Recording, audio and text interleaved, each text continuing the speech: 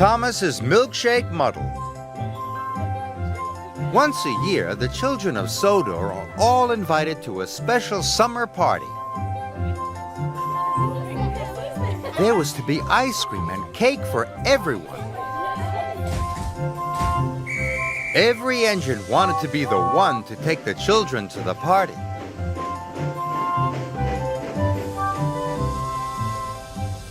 On the day of the party, Sir Topham Hatt came to Tidmouth's sheds. Thomas hoped that he would be taking the children.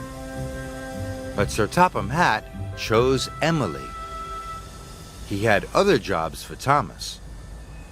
Thomas, first you are to go to the dairy to collect milk to make the ice cream.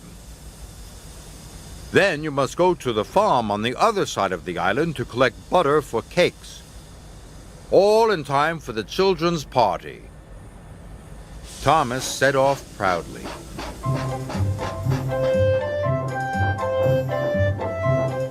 When Thomas arrived at the dairy, the manager told him he was to take the milk churns to the ice cream factory. You have to go very slowly, he told Thomas. So Thomas steamed carefully away.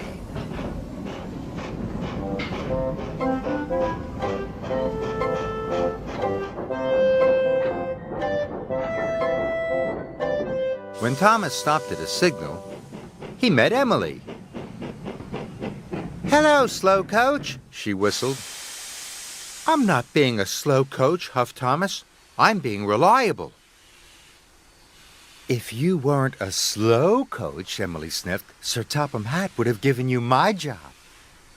I'm fast and I'm reliable. That's why I'm taking the children. Emily looked very pleased with herself. This made Thomas cross. I can be as fast as you, he huffed. I'll race you to the next signal, Emily whistled, and she steamed quickly away. Thomas wheeshed after her as fast as his pistons would pump. As he raced along, the milk churns rattled and rocked. They biffed and bashed. And at the next signal, Thomas raced ahead of Emily. Thomas was very pleased. He steamed off for the ice cream factory. But he had completely forgotten about going slowly.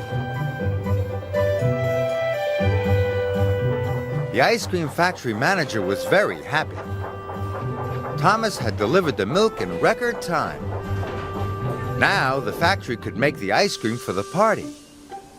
But when the manager looked into one of the churns, he was very surprised. This milk is almost butter, exclaimed the manager. The factory manager asked Thomas if the churns had rattled around. Thomas looked worried. If you shake milk for long enough, it turns to butter, he told Thomas. Thomas was very upset. The factory manager was cross. You must go back to the dairy and get more milk. And remember to go slowly this time, he said sternly.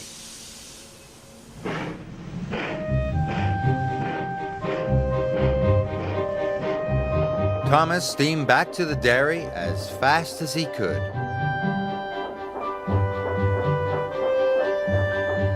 When Thomas arrived back at the dairy, Sir Topham Hatt was there.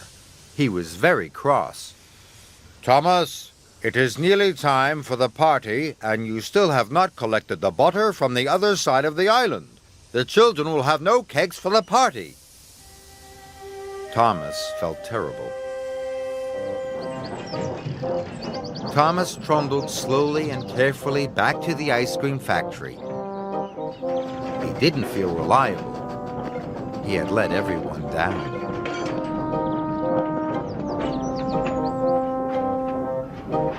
When he finally arrived with the milk, the manager told Thomas to take the old churns back to the dairy. But suddenly, Thomas had a better idea. Thomas steamed along with the milk churns even faster than he had before. he huffed up Gordon's Hill and chuffed down to the valley. He raced like a rocket, and he wheeshed like the wind. The churns in Thomas's freight cars rattled and rolled. They clanked and crashed, and biffed and bashed. Even the cows and sheep looked up to see what the noise was. But Thomas couldn't stop until he got to the bakery. As he arrived, he blew his whistle long and hard. "I need butter, not milk!" cried the baker. He was surprised to see the milk churns. "Look inside the churns," tooted Thomas. The baker couldn't believe his eyes. The almost butter was now butter, enough to make all the cakes for the party. Sir Topham Hatt heard what Thomas had done. He came to see him. Thomas thought Sir Topham Hatt would be cross. He was very worried. But Sir Topham Hatt smiled. "Thomas, you have saved the children's party," he boomed. "So today, that makes you the most reliable engine on the whole of Sodor." And later, Thomas had his most important job yet. As guest of honor at the children's party. There was lots of ice cream and plenty of cakes. Everyone had a wonderful time. The children cheered for Thomas. Thomas felt very proud.